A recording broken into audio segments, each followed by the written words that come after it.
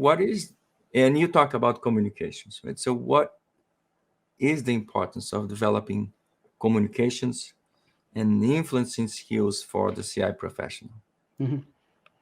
What I saw in my experience most of the time, we gather intelligence well, we analyze well, we communicated not so well, and it's a lot about how to say.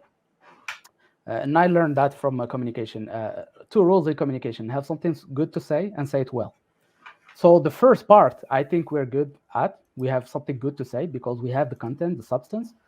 But how we convey the message, how we position ourselves in the organization, and even when we're presenting, we have the floor, we have the platform, and then it's like just showing facts, and people can just see the document. Sometimes they don't want even to attend to presentation because it's kind of, well, let's say sometimes it's boring, sometimes it's not. We lose them sometimes because there's too much content. The story is not there. When I say story, it's the beginning to the end. Let's say start by defining, describing, and demonstrating, not starting directly to bits and bytes, things like that. For communication, that's just the first part. Influence is developing those people skills to make sure that we're not, for example, antagonizing anyone just because we disagree with the person. We know who are the stakeholders, and you have the Mendeley matrix, which can help a lot with that. I was mentioning before, the organization is not a hierarchy, it's a network of people, and you have people more connected than others. We have to understand those connections because even if we present something about a competitor talking about a feature, maybe, how to say, it's not good news for some folks inside the organization, and we have to be careful about that. And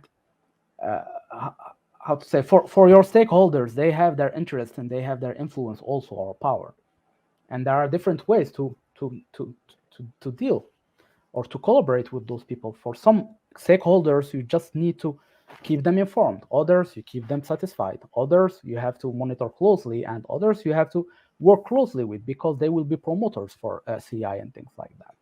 So it's not just even about communication, it's beyond that. Who's who in the organization, what's their interest in CI, and more than that. It's that people skill that we need to develop.